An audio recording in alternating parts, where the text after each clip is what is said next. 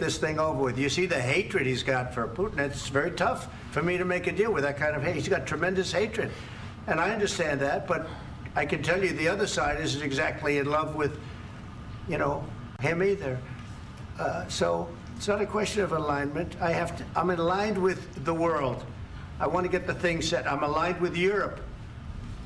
I want to see if we can get this thing done. You want me to be tough? I could be tougher than any human being you've ever seen. I'd be so tough. But you're never going to get a deal that way, so that's the way it goes. All right, one more question. Hey, I want to respond to this. So look, for 4 years in the United States of America, we had a president who stood up at press conferences and talked tough about Vladimir Putin, and then Putin invaded Ukraine and destroyed a significant chunk of the country. The path to peace and the path to prosperity is maybe engaging in diplomacy. We tried the pathway of Joe Biden of thumping our chest and pretending that the President of the United States' words mattered more than the President of the United States' actions. What makes America a good country is America engaging in diplomacy. That's what President Trump is doing. Can I ask you? Sure. Yeah? Yeah. Okay. So he occupied our parts, big parts of Ukraine, part of East and Crimea. So he occupied it on 2014. So during a lot of years, so I'm not speaking about just Biden, but those time was Obama, then President Obama, then President Trump, then President Biden, now President Trump, and God bless, now President Trump will stop him. But during 2014, nobody stopped him. He just occupied and took. He killed people. You know what the contact line? 2015. 2014. 2014 and 2015. 2014. Yeah. So I was not here. Yeah, but that's exactly right. Yes, but during 2014 till 2022, yeah, the situation the same. The people have been dying on the contact line. Nobody stopped him. You know that we had conversations with him, a lot of conversation, my bilateral conversation, and we signed with him, me, like a new president. In 2019, I signed with him the deal. I signed with him, Macron and Merkel, we signed ceasefire.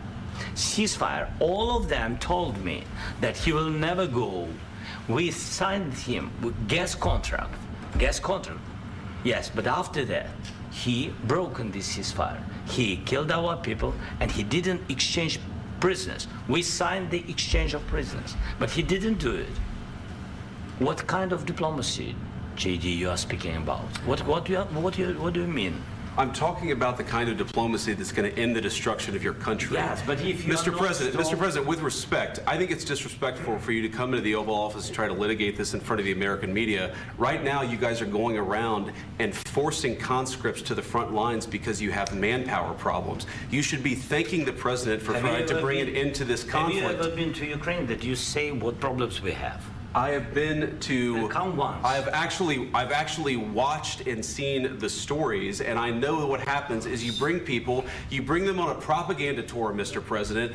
Do you disagree that you've had problems bringing people into your military? And do you think that it's respectful to come to the Oval Office of the United States of America and attack the administration that is trying to prevent the destruction of your country? A lot of questions. Let's start from the beginning. Sure. First of all, during the war, everybody has problems, even you, but you have nice ocean and don't feel now, but you will feel it in the future.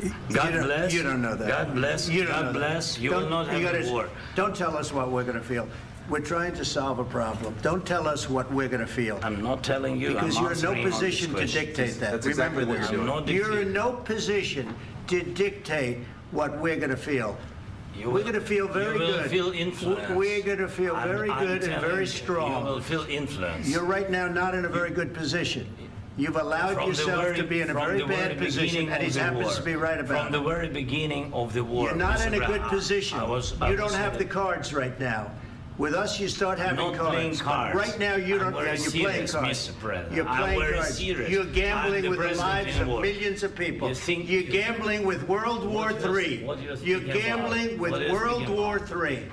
And what you're doing is very disrespectful to the country, this country, that's back to you, far more than a lot of people said they should have. Have you said thank you once? this A lot entire of meeting? times. No, in this Even entire meeting, today. have you said thank Even you? today. You went to Pennsylvania and campaigned for the opposition in October. Offer some words of appreciation for the United States of America and the president who's trying to save your country.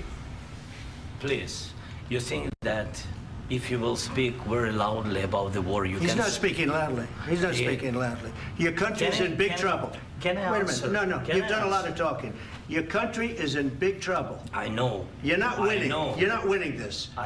You have a damn good chance of we are coming out staying, okay because of Mr. us. President, we are staying in our country, staying strong from the very beginning of the war. We've been alone, and we are thankful. I said thanks You haven't in been this alone. cabinet. You and haven't not been only alone. in this We cabinet. gave you, through I this said stupid thank you. president, $350 billion. You voted we gave for you your military president. equipment, You and you voted men for are your brave, president. but they had to use our military. What about If you didn't have You our invited military me- equipment, you invited if me you to didn't speak- have our military equipment, this war would have been over in 2 weeks. In 3 okay? days, I heard it from Putin. In 3 days, this is something Maybe new. less. In 2 weeks, of course, It's yes. going to be a very hard thing to do business like this. I Again, tell you. just say thank you. I said a lot of accept times that thank there, you accept to that- American people. Accept that there are disagreements, and let's go litigate those disagreements rather than trying to fight it out in the American media when you're wrong. We know that you're wrong. But you see, I think it's good for the American people to see what's going on. I understand, sir. I think it's I very understand. important. That's why I kept this going so long. You have to be thankful. You don't have the I'm cards. thankful. You're buried there. Your people are dying. tell you You're again, running low I know. on soldiers. Don't- Listen, don't, please, you're running Mr. low on President. soldiers. It would be a damn good thing. Mr. And then President. then you tell us, I don't want a ceasefire. I don't want a ceasefire. I want to go and I wanted this. Look. If you could get a ceasefire right now, I tell you, you take it so the bullets stop flying and your men stop getting killed. Of course, we want to stop the war. But you're I saying said- you don't want a ceasefire. But I said to you, I want a ceasefire. with guarantees. Because you'll get a ceasefire faster than an agreement. Ask our people about ceasefire, what they think. That wasn't doesn't with matter me. for you what- That what wasn't this with me. means. It That was with wasn't with you. a guy named Biden, who was not a smart person. That was with Obama. It was your president. Excuse me. That was with Obama, who gave you sheets, and I gave you javelins. Yes. I gave you the javelins to take out all those tanks. Obama gave you sheets. In fact, the statement is Obama gave sheets and Trump gave javelins. You got to be more thankful, because let me tell you, you don't have the cards. With us, you have the cards. But without us, you don't have any cards. One more question to Mr. Vice President. I'm sorry. It's going to be a tough deal to make, Um, because the attitudes have to change. what if Russia breaks ceasefire? What if Russia